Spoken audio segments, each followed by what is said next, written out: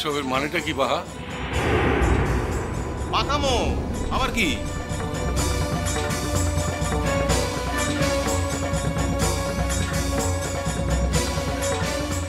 হ্যাঁ, তারপর তারপর আবার কি? পুলিশ থানা থেকে মুন্নের মাকে ছেড়ে দিয়েছে।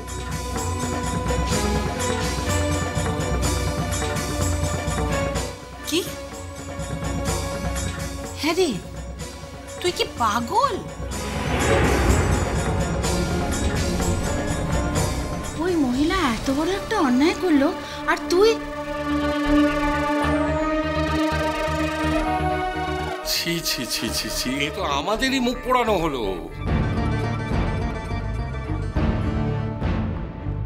আমরা তো আমাদের জন্য কিছু করতে যাইনি, তাই না? আমরা তো তোমার জন্যই করতে গেছি। তোমার উপরে অন্যায় হয়েছিল বলে তার প্রতিবাদ হিসেবে আমরা একটা স্টেপ নিতে গিয়েছিলাম। এক্স্যাক্টলি, যাতে ভবিষ্যতে ওই মহিলা এই ধরনের কেলেঙ্কারি আর না ঘটাতে পারেন।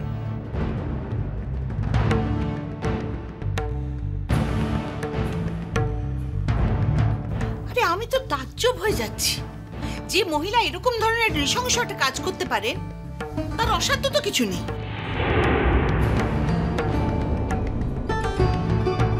তা তুই তাকে দয়া দেখাতে গেলি কেন? দয়া দেখালো কি দেখালো না তার থেকে বড় ব্যাপার হলো বাহা আমাকে সকলের সামনে ছোট করেছে, আমাকে সকলের সামনে অপমান করেছে বাহা।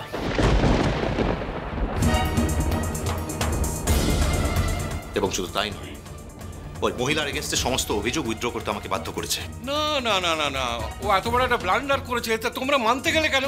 হ্যাঁ, বাধ্য করেছে মানেটা কি সেটাই তো বুঝতে পারছি না। কিভাবে ও বাধ্য করতে পারলো তোমাদের? আরে সেই কথাই তো বলছিলাম। উনি সবার সামনে বললেন যে অর্চি যদি কমপ্লেন উইথড্র না করে তাহলে ও কলকাতা ছেড়ে চলে যাবে। কি? সবটাই ছেলে খেলা নাকি রে বাহা? হ্যাঁ রে, এখন তো যথেষ্ট বড় হয়ে গেছিস, বিয়ে থা হয়ে গেছে, এখন এরকম ছেলে মানুষও করে যাবি?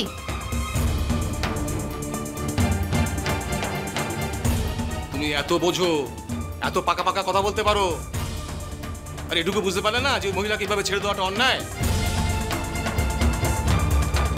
তুই আবার সত্যের বড়াই করিস না, ন্যায় নীতির কথা বলিস কোন মুখে রে বাহা? শুধু যে তোরই ক্ষতি হয়েছে আর কারো হবে না তা তো নয়। এরপরে যদি আমার ছেলের দিকে হাত বাড়ায় তখন?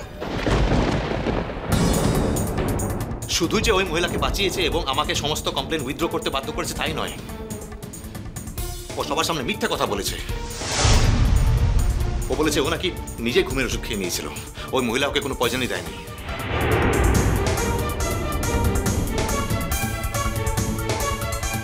সকলের সামনে, সকলের সামনে এটাই প্রমাণ করতে চাইলি তো যে অর্চি থানায় মিথ্যা অভিযোগ এনেছিল।